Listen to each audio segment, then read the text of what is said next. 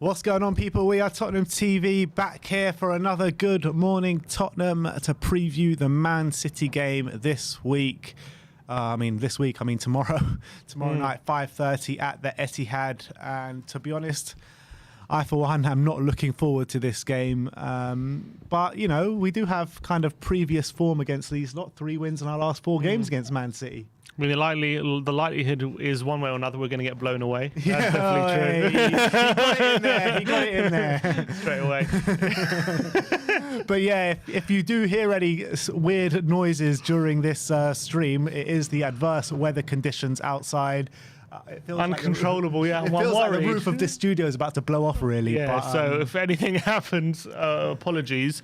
But yeah, look. Tomorrow, as we all know, we're in for a long day, let's be honest. It's going to be very, very difficult. I think that actually, to be fair, the way City play, I think it's a bit different to say someone like Chelsea, where Chelsea have a bit of that pragmatism about them.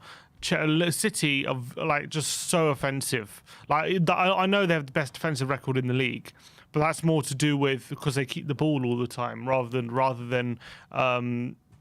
Yeah, that's pretty much. And also top quality players in defence, Ruben Diaz. I mean, yeah. Cancelo. So when teams do break on them, they obviously have those players there. But I think if we do approach the game similarly to how we did against Liverpool, I do give us a chance to create some chances. I don't give us a chance to win, but definitely. If we can do that, if we can have quick passes in behind, just make sure we're exploiting Son's pace, make sure we're getting it to the forward players as quickly as possible into space, then there will be. I'm telling you, there will be opportunities for us there. It's whether we're good enough to play the ball where it needs to be played into space at the right times, like we did time and time again when we did play Liverpool. We were doing that like loads in that game. But so there will be chances. The matter is, we struggle massively against teams that press us. Correct. Massively. That's why we need to play the 3 in the middle to combat that. Yeah.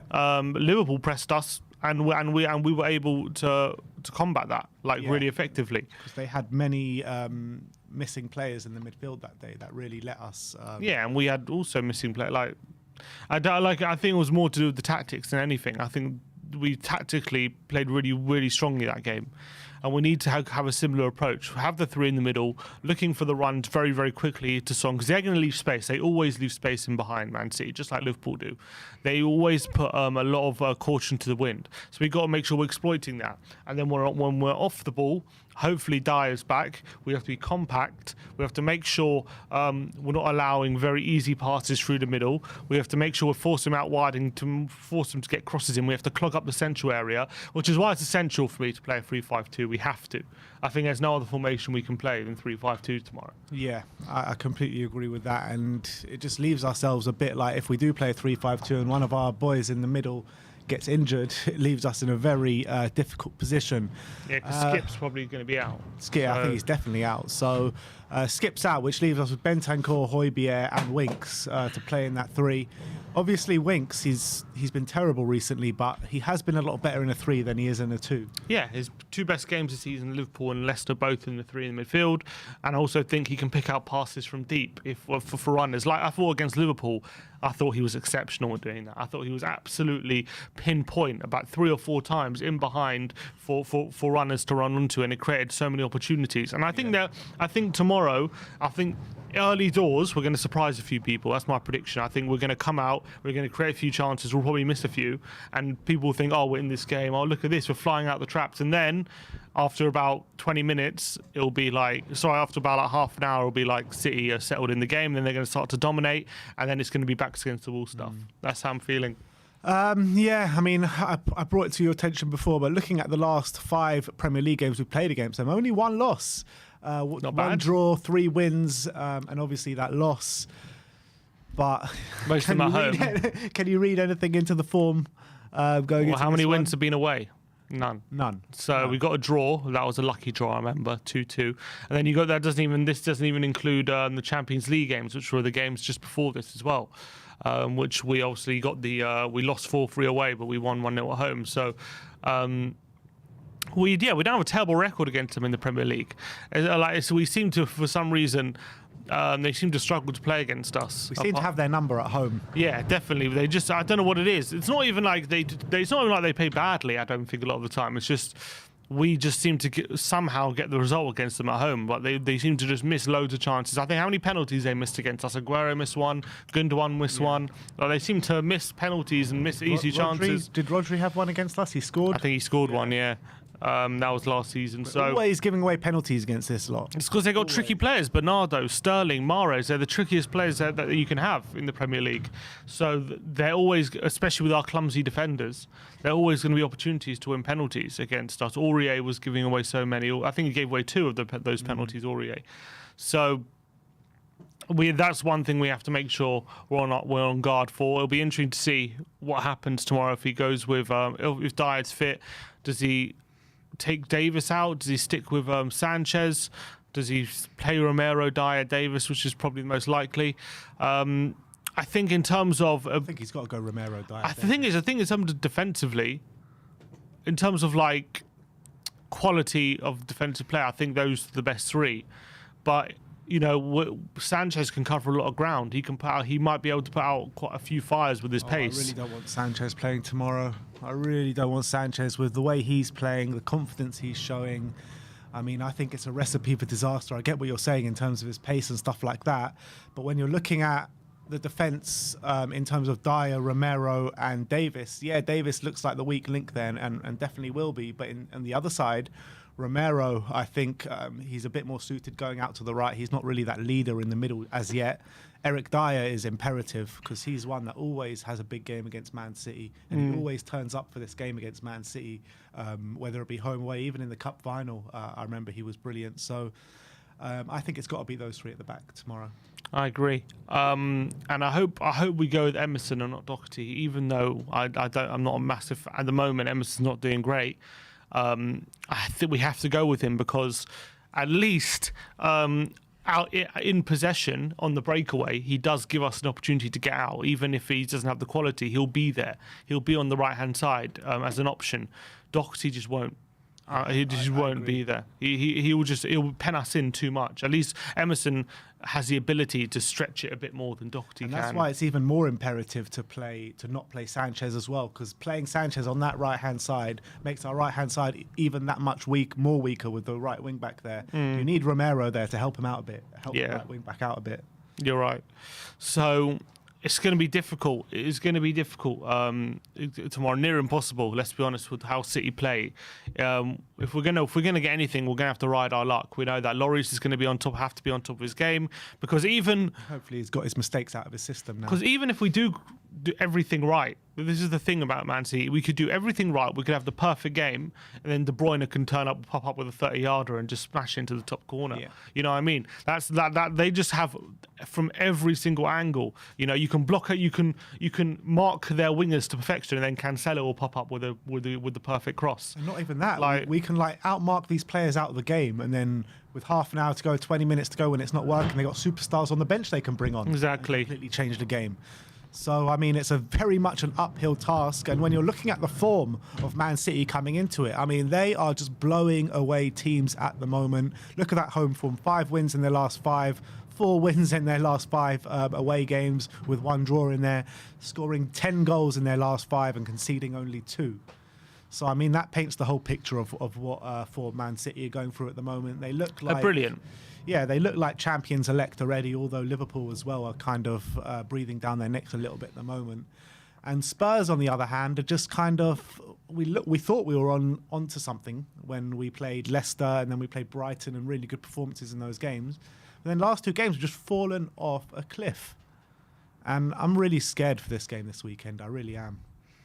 Yeah, and you should be. You bloody should be, because Man City are at the moment the best team in the league. There's no doubt about that. Even me, I'm like the beginning of the season, I really thought there were going to be at least 3 teams challenging for this league. I thought Liverpool were going to be back at it, which they've been great. Everyone thought 4. And then Chelsea, I thought they'll definitely. I thought we had Chelsea to win the league. I thought it was at least going to be a race. I thought it was going to be a challenge, but City have just blown everyone away. It's been like Liverpool have been pretty good this season, and yet they're still at the moment. I know they've got games in hand, but I think at the moment they currently sit 9 points off Man City. Like, that's ridiculous. They should not be that far away from a team as good as Liverpool. Yet they are, because they've been that consistent. They've been that good, and they got that so many options in every position. It just seems unbeatable. And also, it almost seems like the players, even if a player's not playing, like, they don't kick up a fuss. They know that they will get the opportunity because Pep just rotates all the time, and it's like everyone's happy to play their part because they know they're part of a bigger thing, which is to win the league, and they're all happy to play their role. And every play, even sub players and whatever, they're all very important to this squad because of how Pep rotates. They all get significant game time. Yeah. And when you're looking at Man City's team coming into it, they've got 3 issues coming into it: Jack Grealish and Gabriel Jesus out, and obviously Mendy is Mendy. In terms of that lineup, I mean, it's just world-class players in every single position. Single position. And then obviously, like I was talking about before, the bench as well, which is probably 5 or 6 world-class players there as well. So, I mean, how the hell do we combat this team? I mean, we've spoken about it a bit earlier in the stream, but it's easier said than done, isn't it, Sim? Definitely. It's near impossible. That's why they've won pretty much all their games this season by and large. I don't know. We somehow beat them at the beginning of the season. I think now looking back, you have to say we just caught them on a bad day. And even then, like, for the first 10 minutes, they could have been 2-0 up, couldn't they? And we rode our luck. And then I did think we deserved it in the end. But, like, there were definitely times in that game we rode our luck and we got a bit lucky. And we've seen that City, ever since then, have just gone on strength to strength. They had players coming back from the Euros as well. They were a bit tired. And now they're in full flight right now. Perfect game time to play them, first game of the season. Exactly. I think there was a bit of extra energy in the Tottenham ranks because the whole Kane situation. A lot of the players maybe wanted to show we can do it without Harry Kane, and players stepping up. Exactly. Home game, first game of the season. So we had a lot in our favour, and we got the win in the end. But I think we can now conclude that we got a bit lucky that day, and we're gonna need a lot more luck than that in this game to get a result. I mean, Man City they're nearly. It's like they remind me of the old Barcelona team under Pep. Like, you just look at their team and you just think about how the hell are we ever going to stop them, and it was just impossible. It was like nearly impossible. If they have an off day. That's literally, and you have to be perfect as well. Yeah. They have to have an off day, and you have to be absolutely perfect, because they can win easy on an off day. They do it in their sleep, winning off days. So you need to be perfect while they have an off day, and that's the only way you can beat them. If you bring up the one to watch graphic, I mean, there's 2 players on here, and De Bruyne and Sterling, but you could literally put 15 players into this ones to watch. But Kevin De Bruyne recently is absolutely playing some scintillating stuff, because a lot of people were saying that, De Bruyne has gone a little bit off the boil, even though he was still playing well. But now he's really come back to the fore, scoring goals for fun, great goals as well, orchestrating things in the middle for them. And Sterling, that goal he scored the other night in the Champions League, what a goal that was. Yeah. And Sterling has completely added that to his game. He's a brilliant finisher now. And that was the only thing always missing from him, just that elite level finishing. And he definitely has that. The level of goals he's scored in the past few seasons definitely shows it. It's a shame he never really shows it for England. That's the only thing I'll say about Sterling. For some reason, he doesn't seem to be a consistent goal scorer, especially at tournaments for England, unlike other players. But Sterling has been easy 20-goal season player for a few years now, and that's all thanks to Pep. Pep really brought that out with him, and he's been brilliant recently. He scored a hat-trick not so long ago. He got Player of the Month, didn't he, for I think December. He's really coming to the fore. Raheem Sterling, he's going to be nearly, and also on the side he's on, it's going to be nearly impossible to stop him. As you say, De Bruyne has been in great form. I think for the first half of the season, he wasn't contributing as much when it comes to goals and assists. But I think it's now 5 goals in his last 8 games. He's now really starting to provide again. And I think Bernardo Silva could be a shout for Player of the Year the way he's playing. This is a player they nearly got rid of in the summer as well. And he stayed, and he's been absolutely sensational. He's really stepped into those boots that David Silva left. And I think he's stepping up in a massive way. And he can play right wing, he can play centre mid, he can play on the left, he can play in the whole central attacking mid. He's a special player. And all these players are just and another impossible player to stop. who's really impressing as well and has been impressing for the last couple of years now is Riyad Mahrez. Yeah. I mean, what a player he is on the flanks. I mean, such trickery. He's not the fastest player in the world, but he's still got a good amount of pace to him. And when he's on his day, he's too hot to handle. You just can't handle Mahrez on his day. Yeah, and I'm pretty sure Mahrez had a pretty good record against us when he was playing for Leicester. He used to always score like cutting in from the left, from the right hand side, and just bending it to the top corner. I remember at least a couple of goals he'd done that against us. I think he's been pretty brilliant ever since signing for Man City. And apart from maybe his first season. And I think this season again, when they've needed him, he stepped up in a massive way.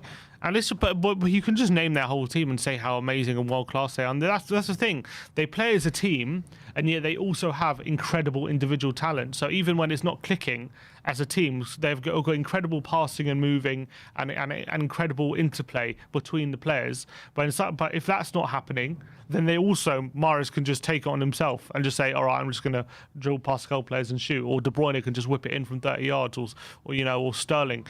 Like, that's why they're so good. That's why they're as good as they are, because of the tactics and the individual. Well. Exactly. You know what I mean? And that's the difference. They've got like 6 or 7 players in the top 20 goal scoring charts or something in the Premier League this year. Yeah. In terms of like Foden, Bernardo Silva, De Bruyne, Mahrez, who else? Sterling. I mean, they've just literally got goals everywhere. And when you look at Spurs, we've literally got goals in 2 players. Exactly. That's the thing. That's like when you look at our front line, it's like we've got Kane and Son, who are brilliant, and you could even argue they could get in the City team, Kane and Son. But if Sterling and or Foden and Mahrez, let's say they all got wiped out today, injured, then they would have Grealish, they would have Jesus, they would have so many other players to come in, and they could play Bernardo on the wing. They would have Gundogan. Like, they've just got so many players to fill in. If Kane and Son are injured, like, we're done. Like, that's it. There's no chance of us getting a goal in this game. Yeah. That's always been the difference between our kind of squads and squads of teams who are above us. We just rely too heavily on certain players, and we put the pressure on them, and then we never sign players to allow them to to take the pressure off our main players. And then they either get burnt out, they get injured, or even tactically they get found out, because teams are wise to it and they just mark them out of the game. And that's why we're so easy to play against a lot of the time. Yeah. And City, the threat can come from anywhere. Literally, I mean, it's so hard to be to show any sort of positivity for this game, but can we show any? The only thing I would say is, again, the Liverpool game was a bit of a blueprint of how you can exploit a team who throws a lot of caution to the wind, like Man City do. When they press all the way up, they literally leave players on the halfway line when they have the ball. They squeeze you, they try to suffocate you. But if you can somehow win the ball back and then just play very quick balls in behind, I think we have to be like, I think against Liverpool we were risky. And I think we have to be risky again. We have to make sure we're leaving Kane and Son up there. That's the only way we can get anything from this game. We have to leave them up front. You have to rely on the 3 in the middle and everyone else to be able to win the ball back and make tackles and be compact. And then when we get the ball, Kane and Son have to make sure, as Klopp say, they're on their bike and they're just running into space. And that's the only way we're going to get anything out of this game, is doing that, I think. Would you be tempted at all to play Kulu as one of the 3 midfielders in the middle? Because he's the one that can really distribute the ball to the front line. I wouldn't. I think we need all those players to be in the middle. I think we need them to be midfielders who are going to be properly combative to make sure we're stifling. Because Kulu, like, I'm sure he'll work hard, he'll run around, but he needs to have that awareness. He needs to have that defensive mindset of not letting players run off him, being positionally aware, knowing where he needs to be. I think Bentancur, Winks and Højbjerg are more likely to have that. And I think, especially with Bentancur and Winks, they have a pass on them that they'll be able to find a player in behind. So I'm not too worried about that. So maybe Højbjerg does on the off occasion. Exactly. So even I think in this occasion, maybe in the second half, if we need a goal or something, I'll bring him on, but I wouldn't start him. wouldn't What start. I'm worried about in this game is, you know, we can start well and start in first 10, 20 minutes, but as soon as one thing goes wrong, I'm worried about the mentality of this team and completely folding and, you know, going out and getting absolutely battered. And maybe there's a bit of a blueprint as well when you look at the Arsenal game against Man City and how they played against them, and especially in the first half. Yeah, I know it all fell apart for them in the second half after that sending off and stuff like that, but when you look at Arsenal, nobody gave them a chance going into that game, and they played really well. And Man City didn't have an answer for them for at least 45 minutes. Yeah. So maybe we can use that kind of blueprint and kind of... Yeah, they lost at home to Palace, Yeah. didn't they, early in the season? They do have these kind of results every so often. Yeah, I mean, at the moment, it seems like they're just winning every game. But yeah, every so often it can happen. So who's to say it can't be against us? But it's gonna have to be a lot of luck. And I think the problem at the moment as well is Arsenal went into that game very high on confidence, if I remember rightly. I'm pretty sure they won a bit of a winning streak, like they were playing well. And obviously at home as well, but with the Arsenal fans behind them. And then they had a good performance. They still ended up losing, but they had a good performance by and large. Us is a very different situation, the way we're at the moment, how we're playing, 3 losses on the bounce. So I think it's going to be very difficult, but no doubt about it for me, Conte will have a plan. I think he will have a way he thinks of best combating this Man City team. I'm praying he goes for 3 in the middle, because I think if we go 4-3-4-3, then we literally might as well give them. I think we're going to be struggling big time, because Man City will just find it so easy to play around us. So it'll be too simple to play around us if we play 3-4-3. So we have to play 3 in the middle, and we just have to hope that we can catch them in behind. And I think, as I said, I really believe there will be a few moments. We might even go 1-0 up. I wouldn't be surprised to go 1-0 up in this game. I think early on there'll be moments where we will catch them in behind. But it's how we react to when under periods of sustained pressure. That's going to tell what happens in this game. There will be periods. There will be about 80 sustained There'll be pressure. about 85 minutes of sustained pressure. We might have a 5-minute spell dotted around the whole 90 minutes, where we have the ball. 1 minute there. Exactly.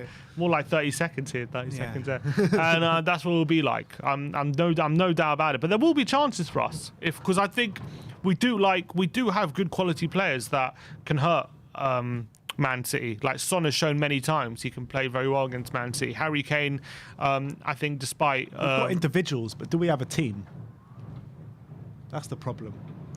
That is the issue. Well, I'm saying we have individuals that can hurt them, so if we can find them in behind in space, we'll have chances. And I think we do with Bentancur and Winks. I do think we have enough quality there to be able to find those passes, even under pressure. But it's whether I'm not actually too worried about us creating chances. I actually think we will. But I think defensively, it's whether we can first of all, where we can hold them back, which I really doubt. Whether we can not buckle under sustained pressure, and then if we do concede, whether we don't let our heads drop and say, "Oh, this is game over. It's going to be a long day." And if we do concede early, whether we just immediately let our heads drop, or if we stick in there and say, "Look, it's only 1-0. If we can just still keep it tight, there'll be chances for us." It's all about mentality. So a lot of things have to go right, and a lot of things have to not go wrong for us to get anything from this game. So having said all that, what is our score predictions? 3-1 City. Yeah. I think we will score. I do have a feeling we are going to score, but I can't see us holding them out. Yeah, I mean, it's going to be difficult. Difficult's understatement, to be honest. I can't even see us getting a goal in this game. I really can't. Man City's defence is looking brilliant. Their whole team is looking brilliant. Like I said, they got about 15, 16 absolute superstars in their squad. The way our confidence is at the moment, the way we're playing football at the moment, it's just not great. Not great on the eye, not great in practice, and I can see us getting thumped this weekend, especially if we concede early. If we concede early, I can see us on the end of a hiding here. So I'm going to go 3-0 to Man City, unfortunately. I can't see 3-0. us. Yeah, I mean, I'm struggling to think of ways that we're actually going to get something from this game. But when Spurs fans are feeling like this, sometimes the team do pull through. I remember against Liverpool, everyone was saying it was over before it began, and we somehow pulled out a performance. So you never know. you never know. Maybe there can be something for us. But the way City are playing at the moment, it's going to be nigh on impossible. Yeah, and on the flip side of that, in the games where Spurs fans think we're definitely going to win, we always lose. So always, whenever we go into a game saying, "Oh, we got it today," I'm really confident. Every time we lose, every single time. Without doubt. Well, that is our match preview for the game tomorrow night, 5:30 at the Etihad. Now it is your time to have your say on the super game chat here from Max Stevens. So get into the super chat and then we'll bring on our first guest. Says, unrelated to this game specifically, but we need top 4 to replace average players, and ironically are relying on those very players to get us top 4. Yeah, I know. Isn't it ironic? Yeah, that should be a new verse in that song, ironic.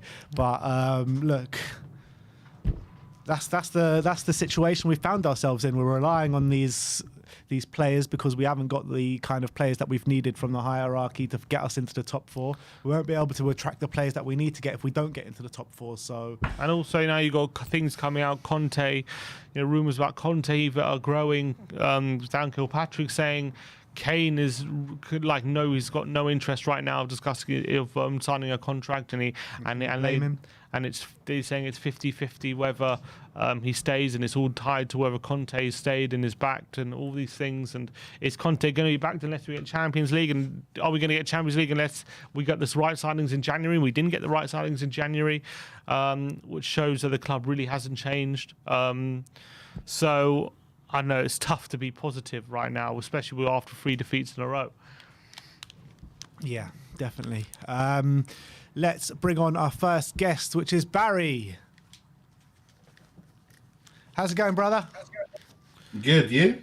Yeah, not bad. I mean, trying to swing some sort of positivity into this game this weekend, but it's coming increasingly hard. Can you shed any positivity for us? Yeah, I mean, we're going to win 4-0 tomorrow, no? There you go. Easy does it. Thanks, Barry.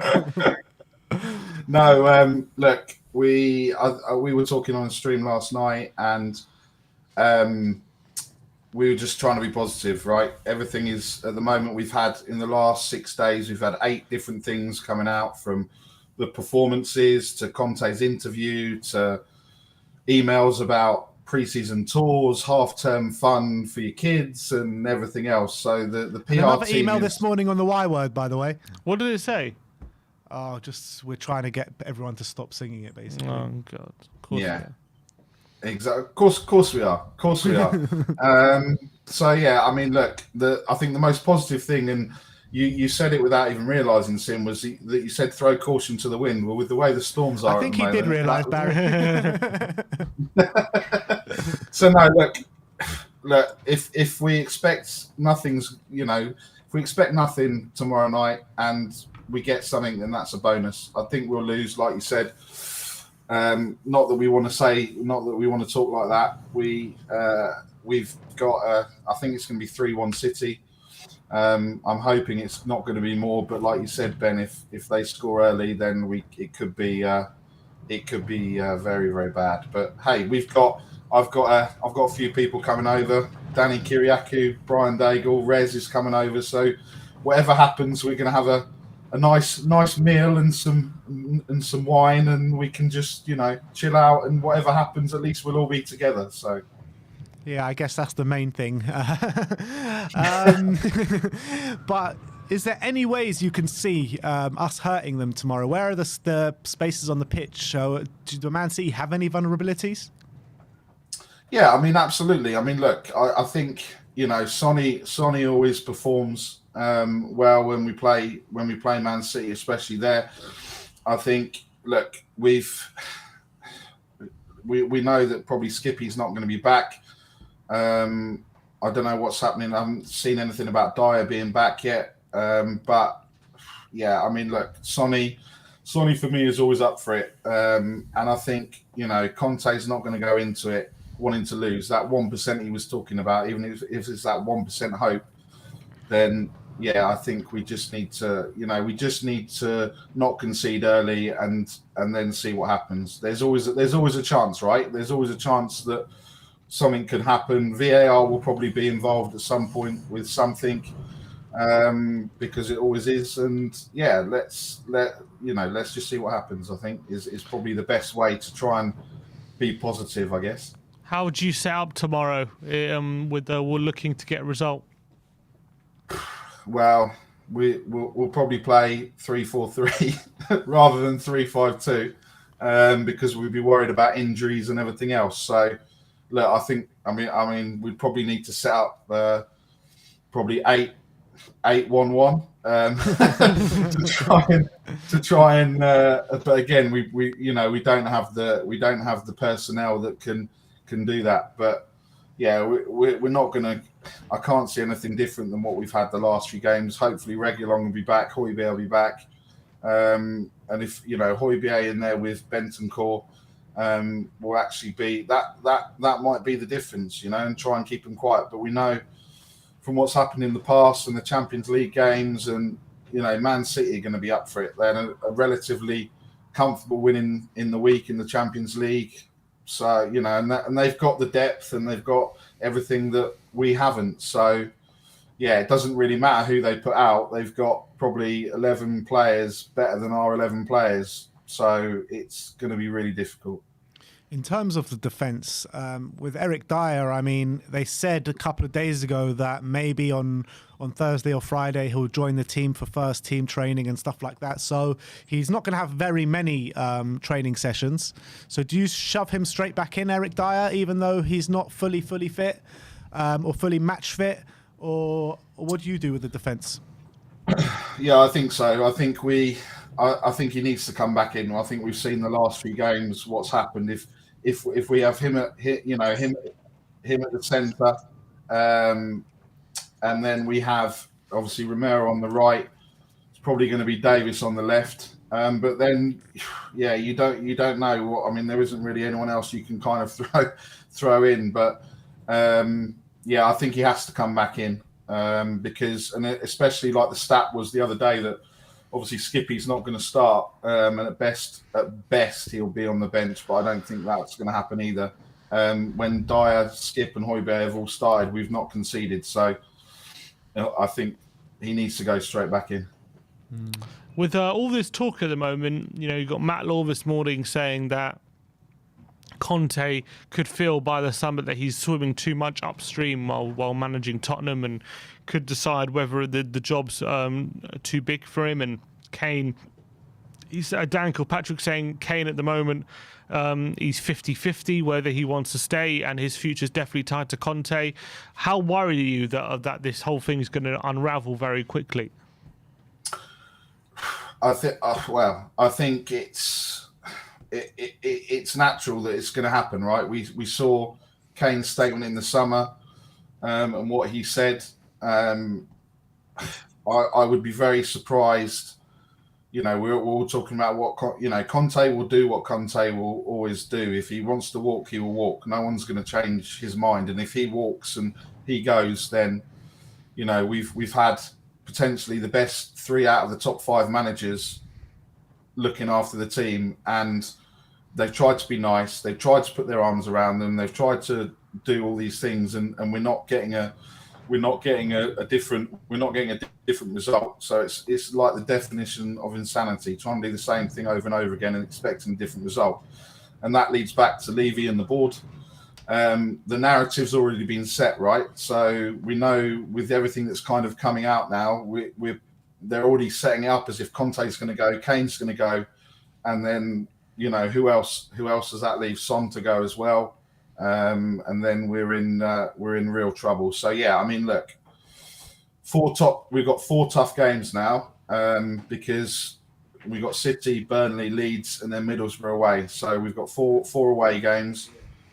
I wouldn't be surprised, look, if we get a result tomorrow night and then we go and lose to Burnley or get knocked out by Middlesbrough in the FA Cup. That's how we are at the moment. And it's, but yeah, I think I'm worried.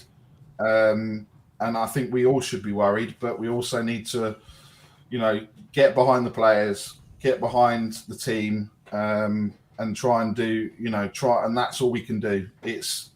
I think there's been a lot said over the last few weeks with the fans on different streams and everything else. But I think the most important thing is that we all try and stick together, because I think what they're trying to do, or what the PR engine is trying to do, is trying to create that division between the fans, the Levy ins, the Levy outers, the Conte ins, the Conte out. You know, I mean, the tweets of people calling for Conte to go is, you know, ridiculous, which you know we've touched on. So yeah, we just need to stay together. We need to stay positive, and I think, look, whatever happens tomorrow night.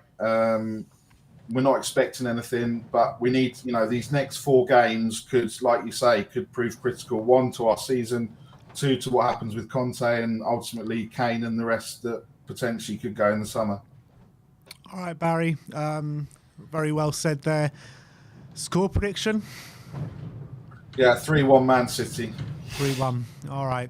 Barry, thanks for coming on again, mate. Good to chat to you, and we'll see you very soon. Nice one, Barry. See you soon. Bye-bye. Cheers, mate. Iggy with the super chat saying, don't watch the game tomorrow if one's already defeated. Yeah, I mean, I'm struggling to get the motivation to go up to Manchester, but we go. Let's see what happens. Let's just hope that we could pull off something amazing, but however unlikely it is, you never know. You never know. Stranger things have happened. Yeah. Not many, but some. Let's bring on Aravind. Aravind, how are you, brother? Yeah, good. You know what? The thing I want to say is that Antonio Conte's situation at Spurs, I know that this transfer strategy and everything is wrong and it's not going well, and we know about Levy as what he's doing as an owner, like not backing him up. Okay, that's also into consideration. I don't back Levy. I also called him a lot of time a liar and all that stuff. But I really feel the media is really hyping up the situation a lot, and there's a lot of misconception of what Antonio Conte uh, is doing at Spurs and what he's being saying. Let's look at the situation. Look, he's only been given a January transfer window. He's gotten 2 players. Yes, he's not back really well. We all agree with that, and no one is denying it. But we need to see what goes on in the summer, and as much as I know we're not, it's very hard. It's going to be a doubtful summer, which we don't know what's going to happen, whether they're going to change the transfer strategy. But you need, as a coach, as Antonio Conte, needs to wait till the summer of what's going to happen. And the media just wants Antonio Conte out of Spurs because all the other fans and all the other media are just jealous that we have gotten him in Spurs somehow, and they want him to go to some other club where he can achieve a lot. So, as a Spurs fan, I would want us to stay calm. It's a slow process. As Antonio Conte said, we need to stay calm as fans. This is not like, well, we have 10, 15 quality players and we're losing back to back and all that stuff. We all need to stay calm. And that's one thing I would want to say to our fans.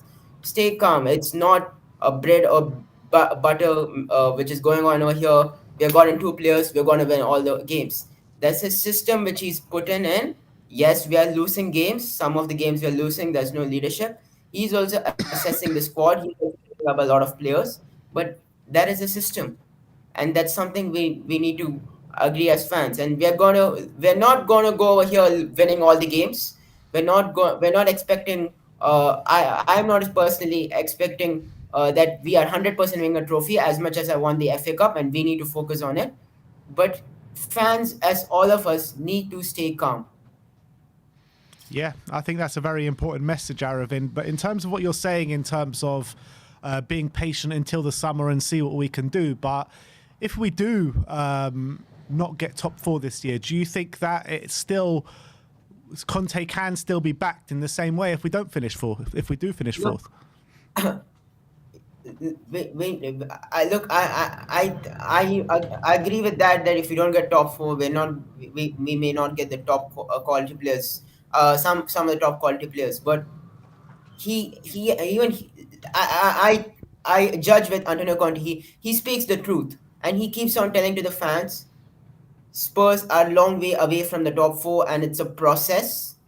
And so ideally, how it works, if Antonio Conte needs to be backed in the ways that Even he also knows Spurs. He's not, look, let's be serious. He's not an idiot before he's getting this job. He knows what players he's working with. He knows how far the club is away from the top four challenge. But what is your backing from from Daniel Levy? Backing from Daniel Levy is satisfying some core positions which we can get. Look, it's not necessary. There's a lot of quality players who can come to Spurs, who are willing to come to Spurs. Tariq Lamptey is one player which we can get if we pay the money, because Brighton, as much as Brighton is there, we are a much bigger club. From there, we can get players over there. There are players who will come and play for Antonio Conte. I really believe Frank Kessie, if he really wants to come in, he can play even if you're not in the Champions League. It's about how we sell the project, how we back Antonio Conte, and how we believe in him. Daniel Levy needs to believe in him, needs to trust in him, needs to go to the strengths of whatever he can do. And that's how Liverpool has achieved success, and that's how City has achieved success. Jurgen Klopp didn't build an empire in 1 or 2 years. They got a quality manager. They went season by season to prove. And I do really believe if Daniel Levy comes to him and trusts him from the core, look, here, these are the players, here are the options, get it done. And I do really believe that players can still come and play for Spurs if Daniel Levy trusts him. And if the trust is there, he will stay this summer. He will believe in the project. If he has the backing, okay, someone is backing me, I can bring this club to the top. And it's not a simple task. I'm still saying again and again, there are a lot of shit players are still in the club who we need to move on. And it's not like we can change it like that. So we need to stay calm. I'm as a fan stay calm. Okay, we all know if Dan Levy doesn't back him in the summer, then it's a different case. But I'm still being a bit resistant until what happens in the summer, because it'll be stupid to go against Conte, against the board, and then it's still a cross. We don't know. I don't back Daniel Levy yet, but he is, if he's still willing to change his policy, if this is the last straw and is willing to change the policy, and we get in good players in summer, then it's a different scenario of what we're going to have this season. So we need to stay calm. Even there's a lot of rumors saying that we might have a different strategy in the summer. Stay calm. Let's be patient. We'll see what happens in the summer, and then we'll judge the situation. So as of now, I would resistantly stay calm, and I'm pretty sure Antonio Conte is also staying calm till the summer. What this club is doing, he's brought in honest truth to the media to talk about what Spurs is, where Spurs is, and I do really believe that, and that's what the stage is. It's not like one or two seasons we can go to top four, because the competition in the Premier League of what Pochettino was there to now has increased a lot. A lot of teams in the bottom half are improving year by year by year. So it's not an easy situation of where we are in, because it's not the same Premier League of last 2 3 years. It's improved a lot. If this same players were there for 2 3 years before, this club would have been in the top four position with the players with the players we have. But the quality has improved. The Liverpool team, City team, Chelsea team, Brighton has a good manager, a good philosophy. Newcastle is coming up forward. So there's heavy competition, and we need to stay calm. And it's not easy to say go against this thing in a serious situation. They got in two players. Yes, it's not a strong window. I do agree with it. It's not a strong window. We haven't satisfied all the needs. There's a lot of panic, and I still agree that I don't believe in the club and all this stuff. But if we need to wait till the summer. And what about tomorrow, Aravind? What's your feelings towards the game Look, tomorrow? and one more thing. Come on. Give us some positivity, Aravind. Come on. Look, as Spurs fan, stop. Let's stop being negative. Come on. Yes, 3 losses in a row. 3 losses in a row. I agree with that. Manchester City is in a very good form. Look, 98, 95% they made trashes, but that's not what we are fans are. I don't care.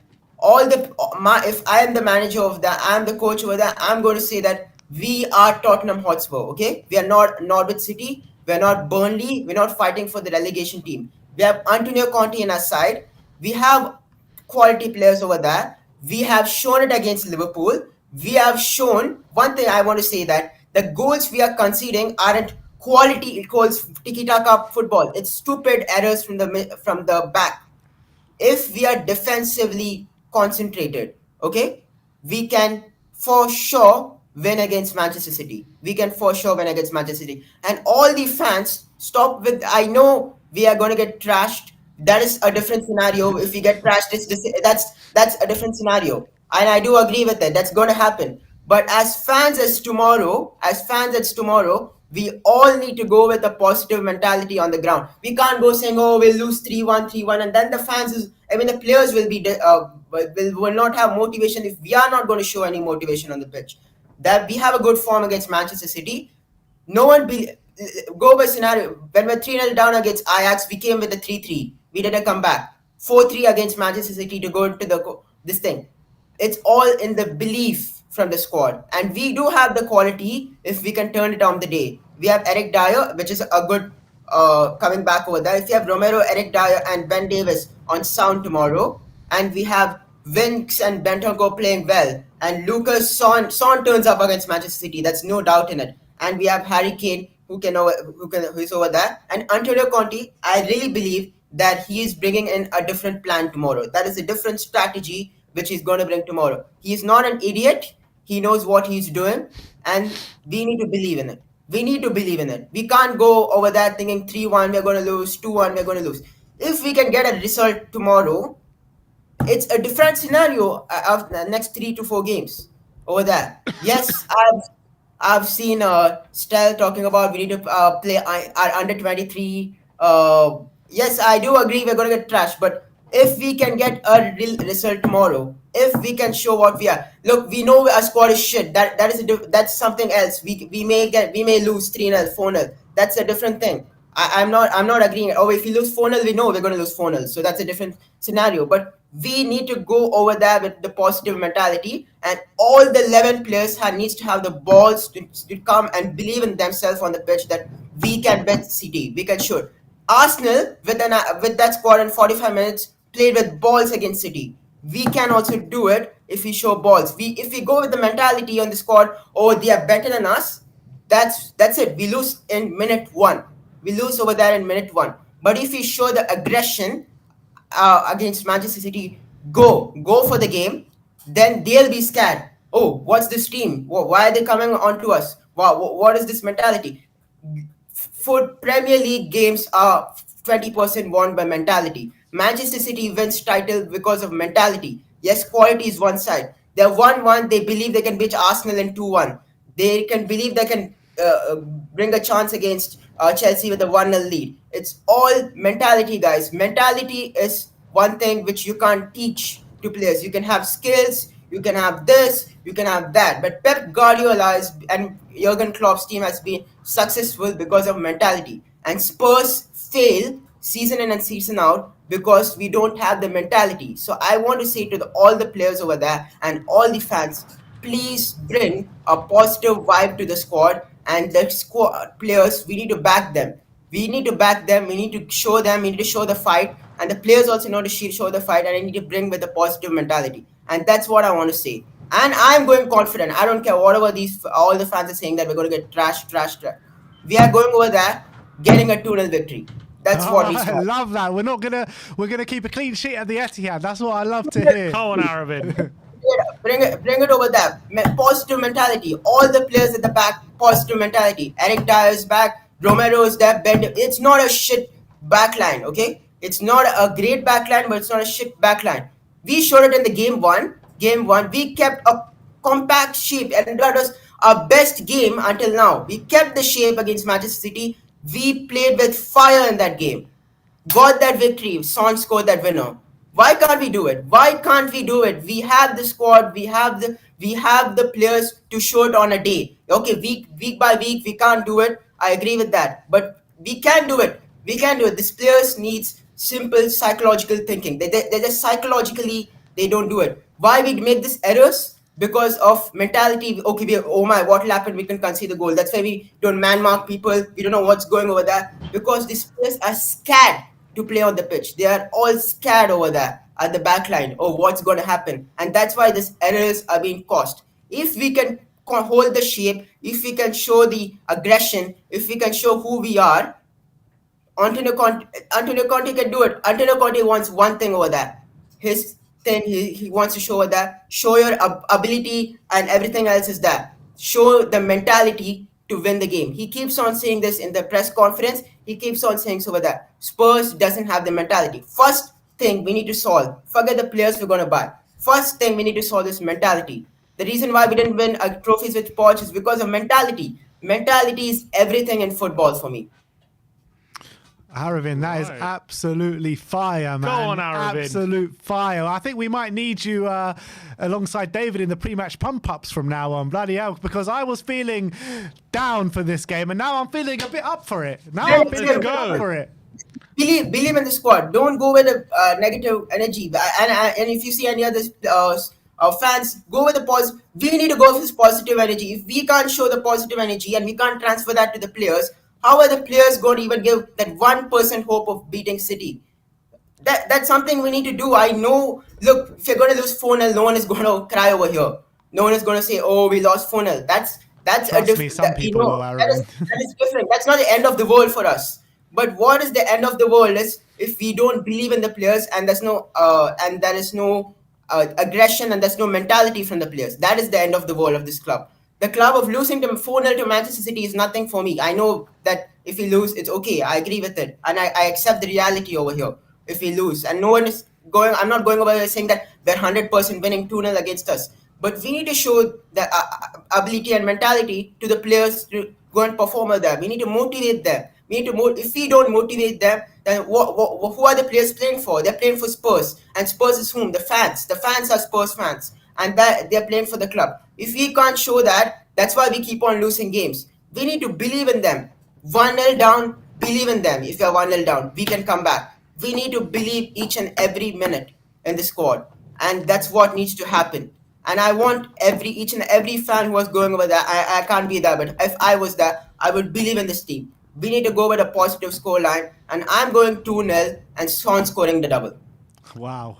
Adam Phillip says in the comments section, Aravind, where can I buy your motivational DVD? Soon we'll release some.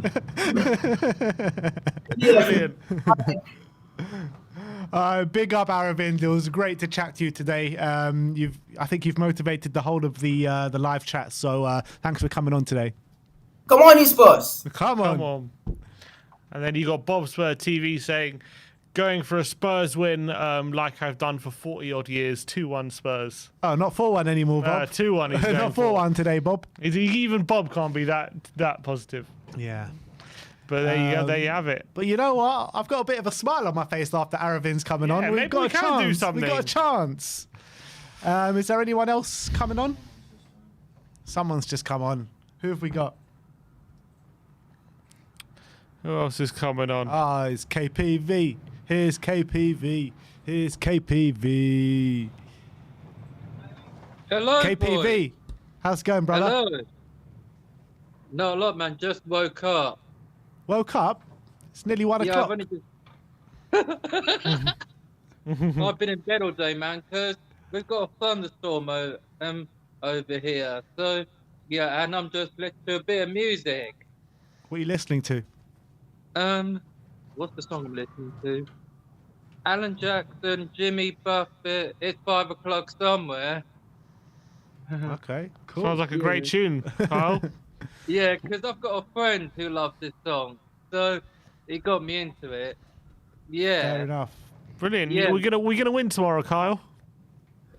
You know the answer to this. You know we are. But as I said yesterday, we've taken points off City in Manchester before, and that was when Liverpool won the league that season. And you know what happened? Lucas came off the bench and just scored. So why not? Like, I don't want us getting battered by City at the Etihad. That was when, we had Pochettino. We lost, 4-1 and 3-1. They done a double over. So, no thank you. I don't want us getting battered by them because it's not going to happen. Like, Son loves scoring against City. Kane's only got, I believe, 2 goals against City. Son's got more. So, like, Bergwijn part 3 in Manchester. Yeah. Yeah, Bergwijn. Why not? Like, I don't want us losing. Sorry, but I want, like, I'd happily take a draw. Then a draw feels like a win. Like, against Liverpool, we should have beaten Liverpool because the game was brilliant. We were all over Liverpool, but this game means everything. Like, Conte actually, in his first season at Chelsea, done double over City, and there was 2 red cards for City. Aguero and Fernandinho holding Fabregas's neck like this. So I don't think he's playing because he's still injured. So, Carl, but how do you remember all these stats and facts? It's unbelievable. because I do, mate. Go on YouTube and type in C1 Chelsea 3 Oh, and I see. It's the research. yes, the research because I've been watching and He's looking for ways to beat City. That's what he's saying. Oh, I had a Conte beat City last time. Exactly. Let's see. I like that, Carl. I like that. yeah, and when he was in his second season at Chelsea, that he lost 1-0 home and away, and Kevin De Bruyne got a stunner at Stamford Bridge, September 2017 on the 30th. Then I don't know what hell. February March 2018, lost 1-0 Bernardo Silva, and like so Conte's beaten them twice first season, but second season lost 1-0 2 times. So Conte's only beaten them 2 times, but he's not lost a home game since 2017. So, but can we do the double over them since what 2015-16? Who haven't lost a Um, home game since 2017? Yeah, that was at Stamford Bridge, 1-0 through Kevin De Bruyne. Like that was the last time he lost at home to City. So Oh, right. yeah, so I would happily take a draw if you know what I mean. Would you take a draw? Definitely. I'll snatch your hand off for a draw right now. Right now. Like, yeah. The goal scorers, I'm going Son and who else have we got? Reggie or Dyer maybe? Because Dyer. Dyer actually scored against them at White Hart Lane. Did you guys go to the game that time in I actually 2015? did. Yeah, I was at that we game. both went to the game, yeah. Yeah, so Dyer again, but we're Was in that when Manchester. is that when we battered them at White Hart Lane? What was the Yeah, score that because- game? 4-1. That was it, yeah. 4-1. Because which one of you tweeted out Man City haven't scored in N17 since 26th or 25th September? One of you two tweeted, and then I had to apply. It was the 26th. And you lot. I was right because it was, what, 5 days after my birthday. And, like, but, yeah, we had the best defensive record under Poch for those 2 seasons.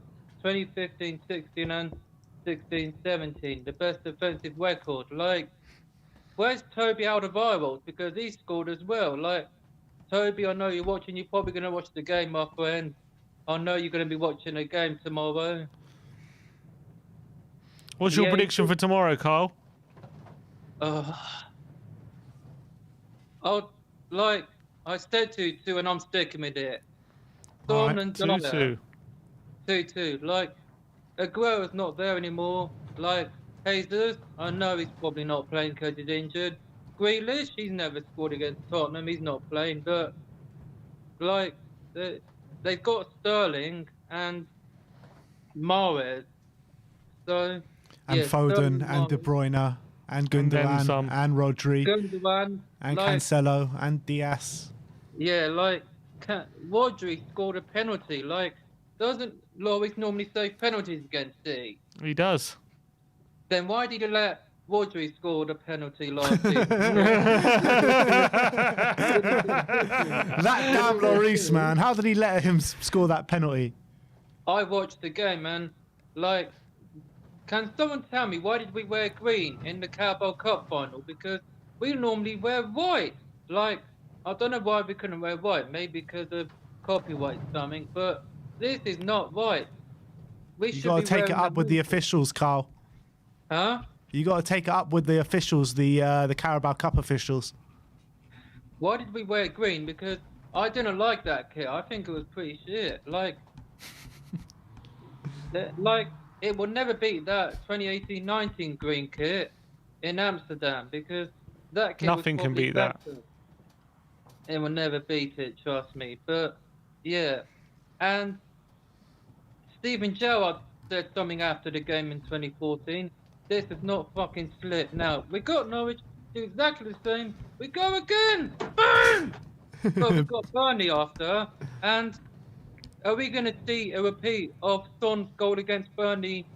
What, 2 seasons ago? Go past the whole Burnley squad and maybe Son do it again, like he tried against what Southampton, but couldn't do it. But are we going to see it in Burnley? Because I'm going to disagree with Brian. Like he said, we don't have the best record in Burnley, but we just beat them 1-0 in October last season, and you were moaning, Tim, when I had to remind you of Lanzini's goal on October the 18th before I went on holiday. I'm sorry, dude, but I had to remind you of it because I still am pissed off from it. Like, it was Winks that couldn't get the ball from Lanzini. Like, no more screamers.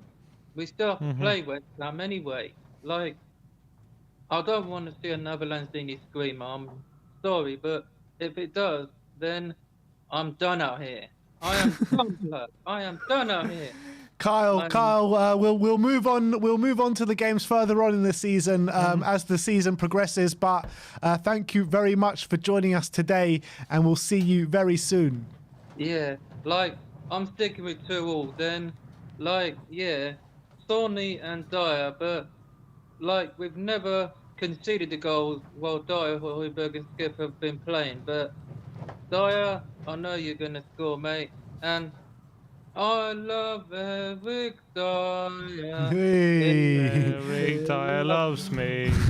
Yay. Come on, you Spurs. Come Big on, up, Carl. Carl. We'll speak to you soon, mate. All right, mate. Hold up. Bye.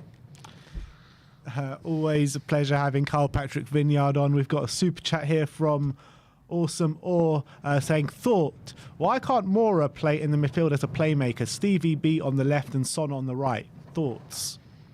Lucas is not a playmaker. He can play midfield. I wouldn't say he's a playmaker. Like he can definitely play down the centre as like a dribbler, but I wouldn't definitely would. I wouldn't want him. What you mean to 3 midfield or what 4-2-3-1 or? I think he probably meets in a 5-3-2. Or no Kane. Or Kane. Oh no, it doesn't mean in a 5-3-2. Then I'm not sure what he means, to be honest. Maybe No, he he's does mean saying a 4-3-3. he's saying Stevie on the left, Son on the right. Again, He can do that role in a 4-2-3-1 in number 10. And I know for Son, he's played on the right before, but I don't think he's ever been at his best on the right. I don't think he ever looked. For some reason, like I've seen him cut in on his left and shoot, and he can be very good with that. But for some reason, he doesn't trust his left as much as his right. He just doesn't seem as comfortable there as much as he's good. He is good. He should trust him more, but he doesn't. So that's why he's always better on the left. So I don't know. We should get him to do a million kick-ups with his left foot and see what Let's get his dad on it. Yeah, exactly.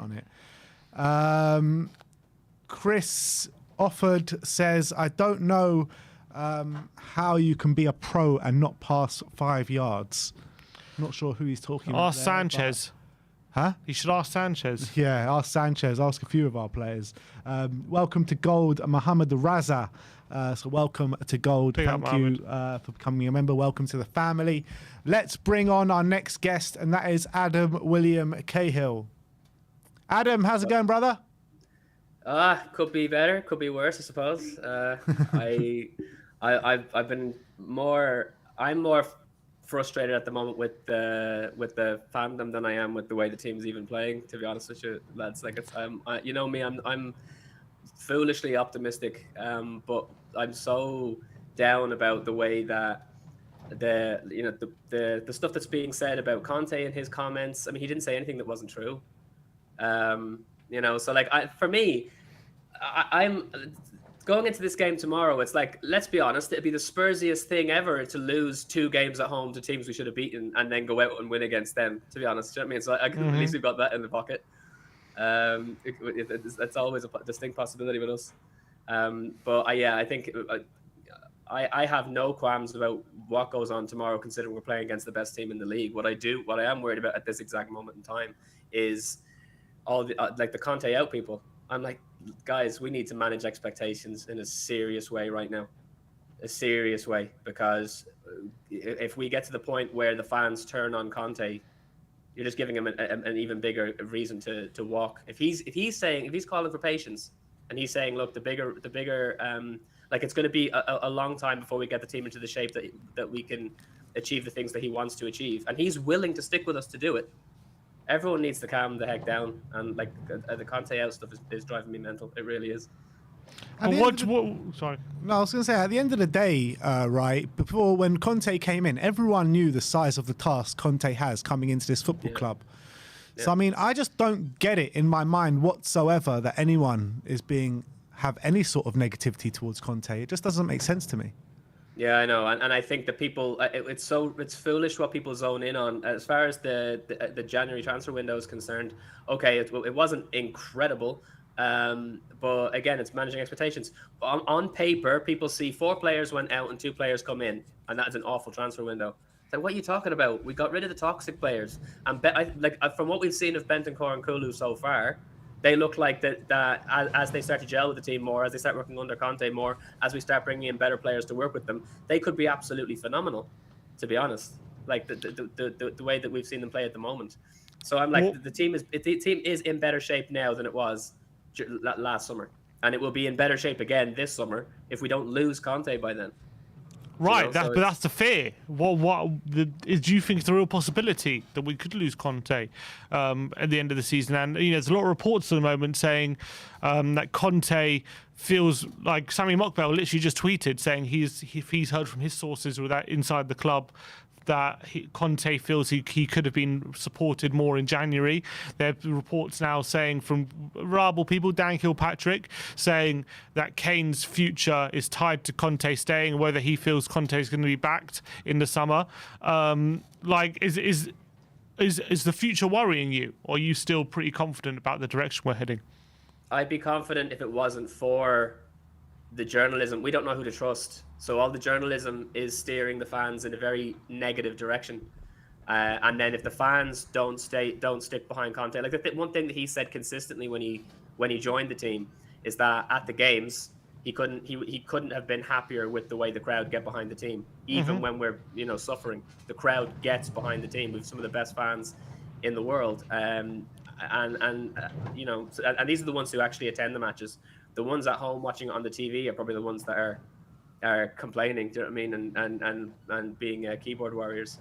But if it does get to the stage where the keyboard warriors are affecting the fans in the stadium, and we're not getting the same backing, if there are any chance of Conte out, like I mean, the support of the fans I'm sure is going to be impactful one way or the other. I don't know how much. I can't say it's the be all and end all.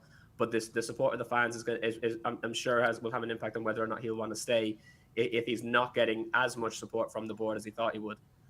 I can't see there ever being a situation where there's Conte out chance in the stadium. I just can't see that happening.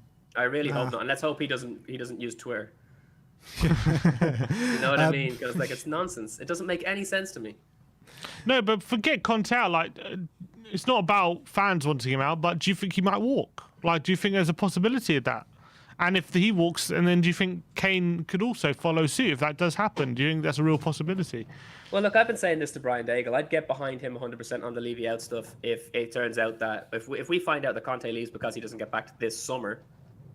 I didn't expect him to get back more than he was in the January transfer window, to be honest. But in the summer, if he doesn't get back enough and then he walks, I'll be the first one at Hotspur Way with holding an Enoch out sign.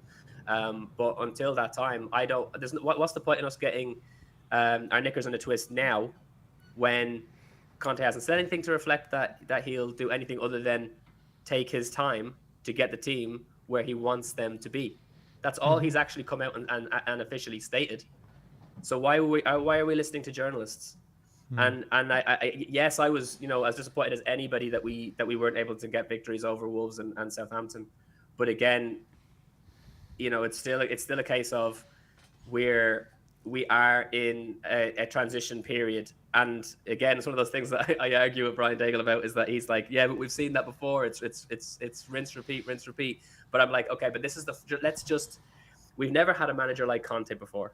Let's see what happens with him. If he's gone and then it's rinse, repeat with another manager, fine. Okay, I'm totally on board. But let's give Conte a chance, and let's not give him any reason to consider walking out of the club.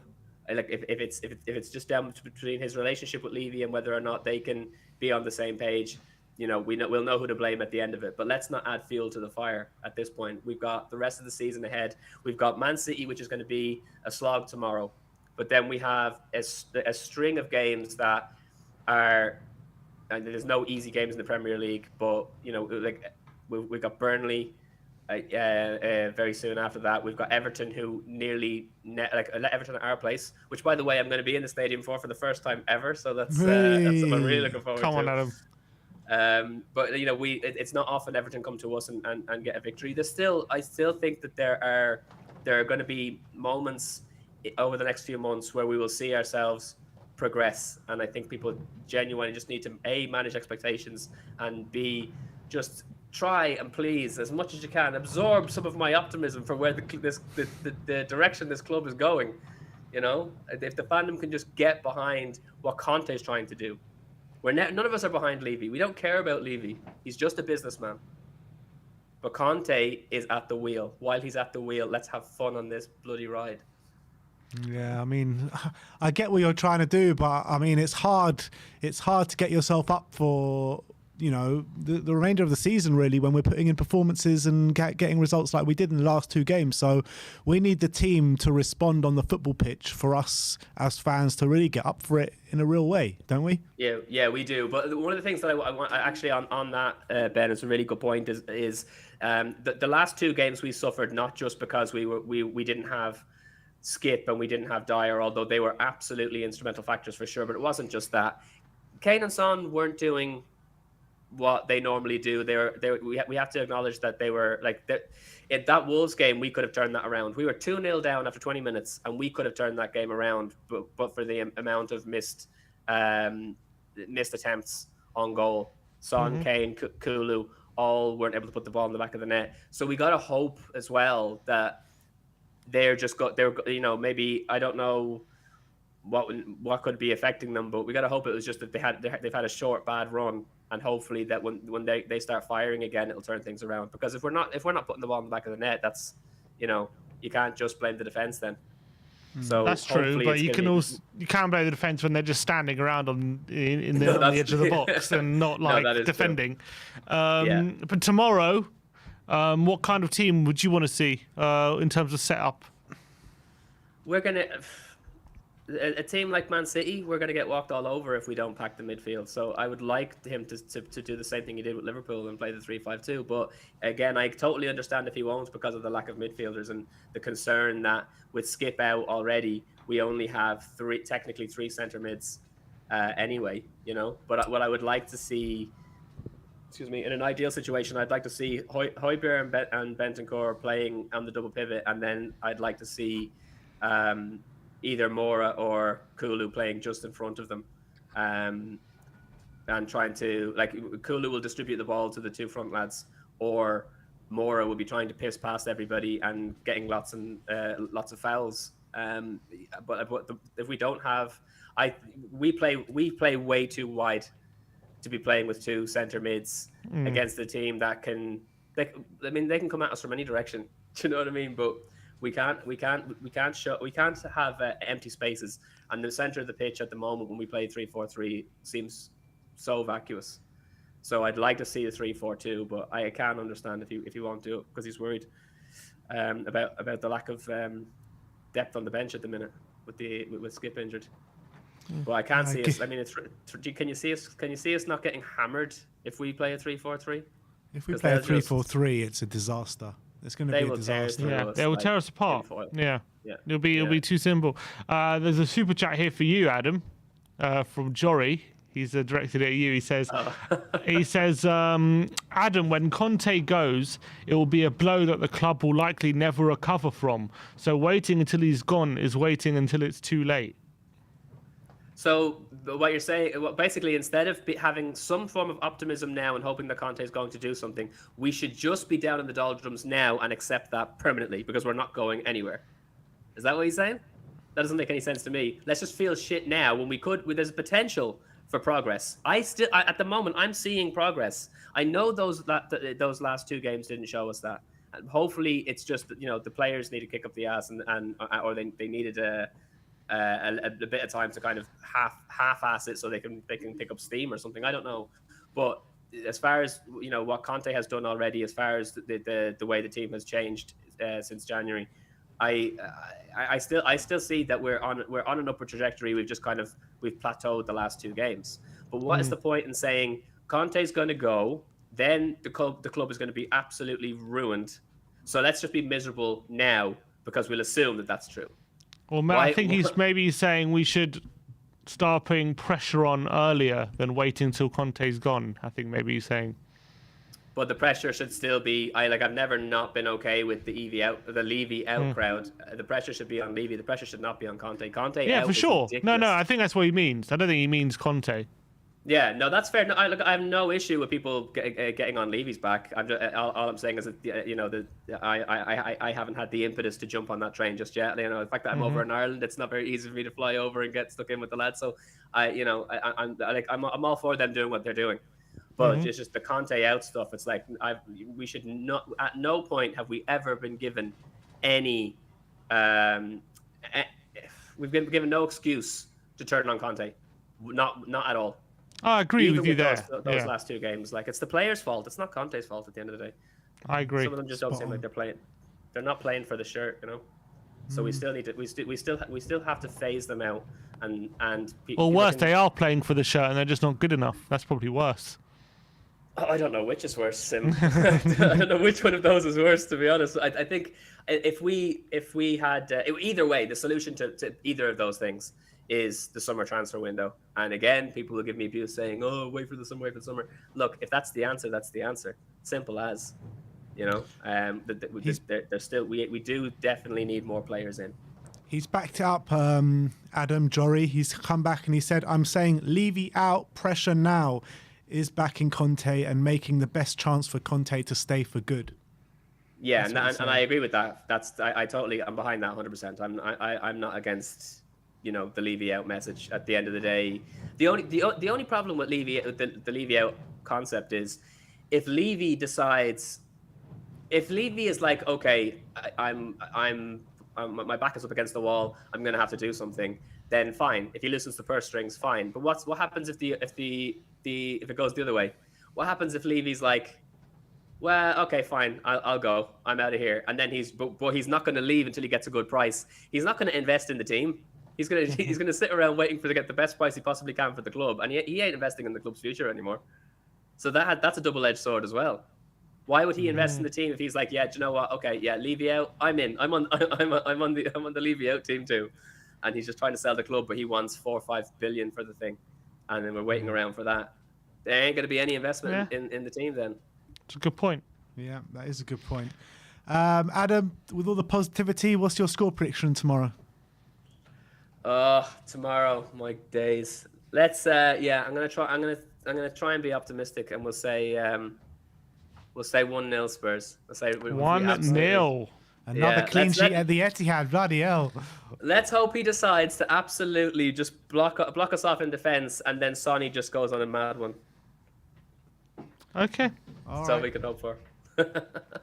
Big up, Nice one, Adam. Thanks for coming on today, mate, and we shall speak to you soon. Absolutely, and hopefully face to face, and hopefully, definitely, Adam, 100%. Looking forward. I don't think we have any more guests. Got a few more super chats here. Yeah, let's get through the super chats. Awesome All says, I was saying in a 3-4-3, Kane in a 3-5-2, or park the bus. Can we play 8-1-1 as Son and Kane as Jose? I think he's replying to his other chat before. He's saying in a 3-4-3. So Lucas in the midfield in a 3-4-3. That would be terrible, in my opinion. I don't know, like, or in a double pivot. Well, I think the only way Lucas can work in a midfield three if No, it's in a 3-4-3. Yeah, that won't work. It can only work if it's in a 3. Yeah, exactly. And then Killian Gubbin says, guys, I love the channel. The content from you guys is surreal. But can I just ask, why do you never want Doherty to play? Against Wolves, okay, offensively, he wasn't great. But defensively, he was royal shit. What? I'm so confused. We don't want Doherty to play because he's not any good. I don't understand why everyone lays into us for our Doherty hate. I don't understand, but he's pretty much explaining why we don't want Doherty to play. Like, I don't know, he answered it himself. I'm confused, but it's if not you like we're watch, that much more comfortable with Emerson playing, to be honest. but I don't understand if like you watch Doherty play and you're wondering why we don't want him to play. I'm just wondering if you're watching the same games as us, or do you have you ever seen Doherty and you think, yeah, that's the guy I want in my side? Have you ever seen that? Like, I haven't ever seen that in any game. Even when he's had his better games for us, it's still a 5 out of 10. That's like a good game for Doherty, Yeah. a 5 out of 10. That's like him playing out of his skin. Like, even in that game against Leicester, like, he was okay. Like, he wasn't like, people gave him massive praise because he wasn't utter shite, basically. Because he could put pressure on the keeper. Yeah, That's and about it. because someone cleared it into him and it fell to Bergwijn, so Doherty gets an assist. Like, and even then it hit his hand, I think. So anyway, like, Doherty he put is in just one good pass as well, didn't he? That game, I can't remember who it was to. yeah, probably maybe one good cross potentially. Look, Doherty isn't the right fit for us. I don't think he's not what we want. He's never going to dominate a right-hand side. Even at Wolves, like, he did create chances, but he wasn't a dominant right winger or a right wing back. Yeah. He was a player who got into good positions, and Wolves, with very technical players like Moutinho and Neves, were able to find him in very good positions on a regular basis, and he was able at the back post to go unmarked like a lot of the time. That's why he got a lot of joy, because people pretty much leave him alone and he would get a lot of joy. But Tottenham is different. People have higher expectations. You need to be a lot better. You need to be quicker. You need to be able to dominate a right-hand side. You need to be technically a lot better. You need to be defensively a lot better, and he's not up to it, unfortunately. Yeah. All right, let's keep going with the super chats. That's it. Okay. All right, let's bring on Bobby K. Come on, Bobby.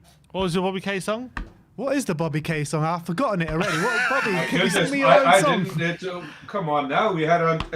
I'll give you a hint. Antonio. Is Bobby K. Is Bobby K. Is Bobby K. I've been buzzing on that voice since yesterday. I've got the kids singing it. Unfortunately, like I told I you, won't Ben, forget it now, Bobby. Trust me. I tried to get the wife to sing it every time I walk into a room. Unfortunately, I was very unsuccessful with that one. But boys, good morning to you. First off, you know it's 8 a.m. over here, and I must say, what a pleasant way to wake up. I was late getting into the stream, obviously getting the kids ready for school and whatnot. But I jumped in when Arvind was on, and Arvind, God bless you, man. You were like a cup of coffee. You got me up. You got me excited. You got me a bit pumped up.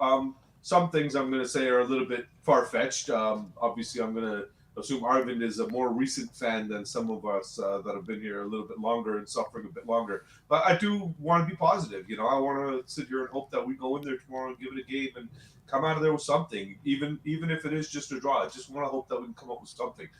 Everybody is on the same page in terms of, we got to back Conte. We know that. You know, the people that this Conte out crew, it's a very, very small minority. You know, it's a handful of people, little trolls on the internet. We know, unfortunately, with the media, it works both ways. Social media, you got people that are on one side, one on the other, and they're gonna want to just stir the shit, basically, for lack of better words. You know, you got trolls in your comments right now too that are just, you know, oh, Man City's gonna batter you guys. Oh, why are you in a Spurs feed then, man? You really, you know, secretly you want to be a Spurs fan, so it's okay.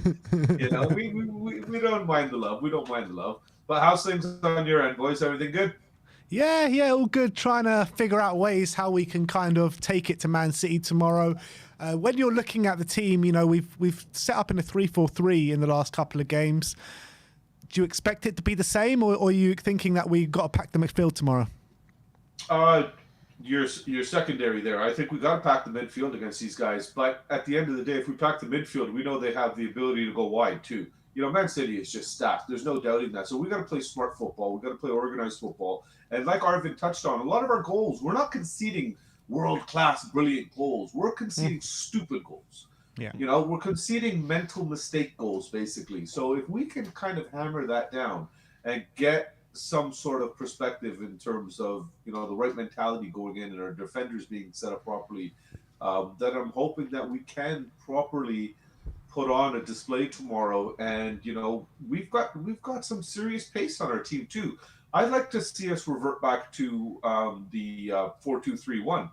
Put Kane up front, play Kulu behind him, or even Mora, and if either send Bergwijn or Mora on the right wing, and of course Sonny on the left, and then we've got Bentancur and Højbjerg that can hold the back line there behind those guys in front of the back four, and again, I would then stick in Emerson on the right back, because as a right back he's not as dreadful as he is as a right wing back.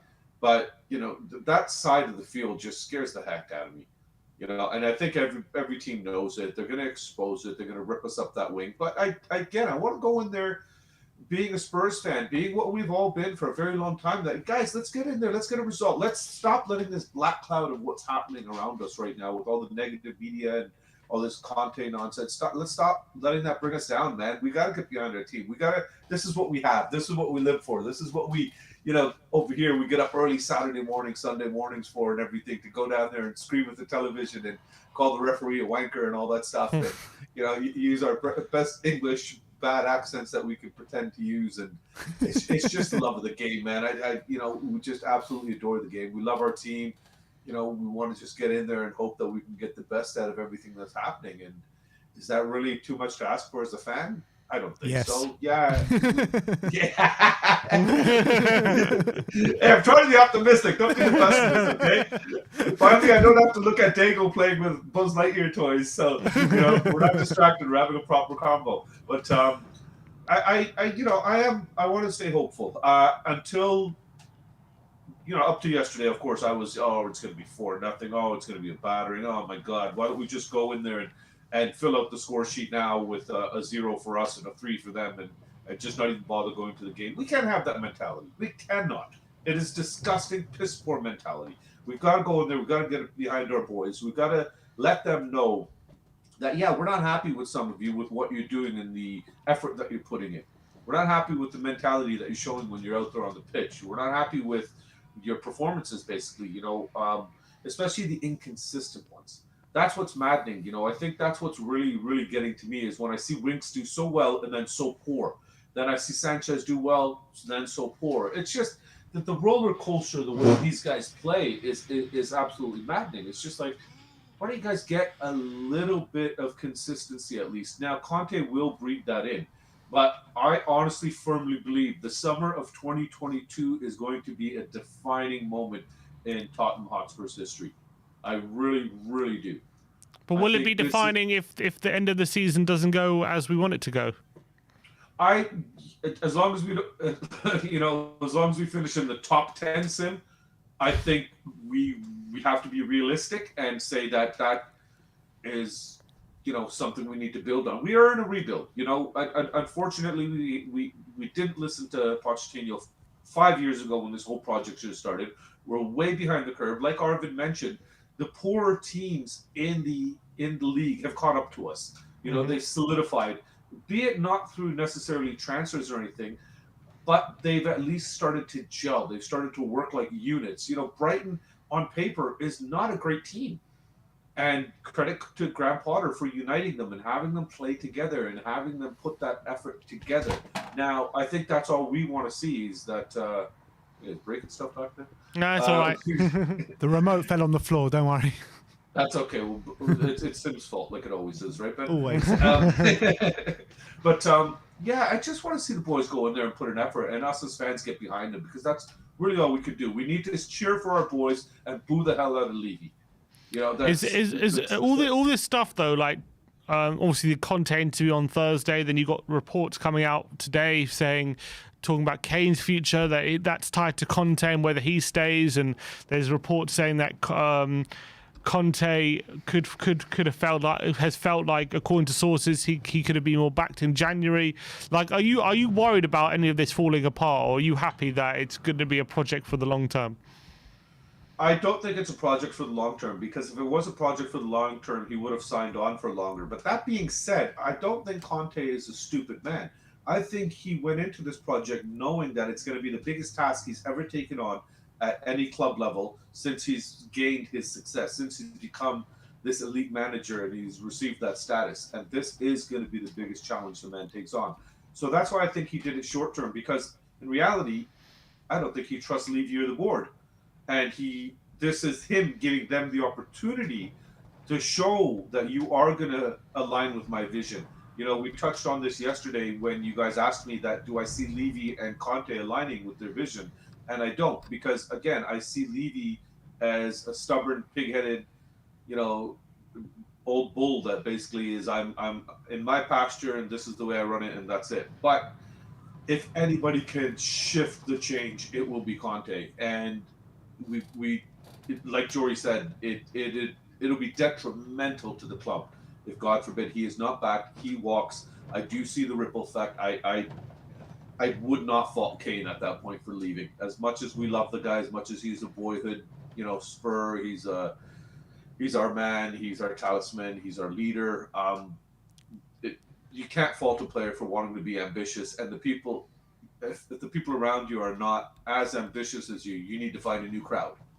You know, yeah. It's just the way it is. So I'm fearful that'll happen. I'm hoping it won't. Well, we're all hoping, Bobby. We're all hoping. But just before we let you go today, what is your score prediction for tomorrow? You know what? I'm going to be positive because, again, Arvin got me jacked up there, and Adam was had a few valid positive points and everything. So I'm going to stick with the positivity, boys. I'm going to go 2-1. I don't think we're going to keep a clean sheet because they just have that much firepower, and I think they're going to shell us with the 30 shots like they normally do. But I think Lloris is going to come back and show us why he's our captain. Show us why we have supported him. Show us why he's signed that extension, because he's still got it, man. Hugo is the man. I know we've been down on him. Yeah, he's made some blunders, but nowhere near, you know, we want to go back and talk about Hilario Gomez there, or Hilarious Gomez. And, you know, we could look at his blunders, the ones he made in 3 games is what Lloris has made in a season pretty much. So we got to get off his back and support him kind of thing. He is getting a bit older and a bit slower. Hopefully he gets his mentality right, because obviously the decisions he made against Wolves to punch the ball, not handle it properly, and you know, he made very, very foolish decisions that cost us. So I'm just hoping something happens over this week, that the Conte effect sets in and the mentality is changed and these boys kind of get up for it themselves. I really firmly believe that that can happen. And in a way, I'm hoping that this interview kind of, even though we know media has spun it to be negative, which is what they do best, because good news doesn't sell. We know that. Bad news sells. You know, negativity sells. Chaos sells. And I'm hoping that this kind of trickles into the boys that, hold on a second, he's saying we're shit. And, you know, we've got to pull up our socks kind of thing. Now, we said that under Mourinho. We said that even under Nuno. We'd like, okay, Nuno's not that highly rated and everything like that. But at the end of the day, the guy did a good job at Wolves. He did a good job at Wolverhampton. It didn't translate to us, obviously, unfortunately. The guy looked, you know, he got the manager of the month, and was it the second month that he was with us, and then just, you know, completely just dropped right off the face of the earth. But we don't know what's happening in the back room over there that's causing all this chaos and all this negativity and this black cloud effect. Our Spurs media team is absolutely fantastic. Like Brian Daigle was talking about yesterday. What a brilliant, brilliant way to deflect us from the real issues consistently. Lose to Southampton, let's start talking about the Y word. Lose to Wolverhampton, let's start talking about this Conte interview and everything, or the 4th January transfer window, this and that. At the end of the day, we're going to sit here, and I honestly, the more I look into this, the more I think about what we talked about yesterday. I really think his words, Conte's words in this interview, have been taken out of context, misinterpreted, and are being used poorly. Because, like you guys already said, he was happy when the window closed. He cleared out deadwood. He cleared out negativity and black clouds that were affecting maybe the mentality of other players. So in that sense, he was happy. Yeah, obviously, the numbers don't add up. We shipped out 5. I know a lot of people say 4, but we keep forgetting about Markande, and I was actually a really big fan of him, and I had high hopes for him later on. But we shipped out 5 and brought in 2. Now, of course, mathematically that doesn't work, but we brought in 2 players that also need the opportunity and the time to adapt to our league, to the pace of the league, to the physicality of the league. Now, Ventacor, I think, will not have a problem adjusting because we know these South American players, they are gritty. They are used to putting in fights. They're used to battling. So I think he's going to slot right in. Kuleveski, I think it's going to take him a bit of time. He's a younger guy. He's not as much experience as Ventacor, especially with his national team and everything. They're Uruguay playing in South America versus those tough teams versus him playing over in Sweden with a bit of softer football, for lack of better words.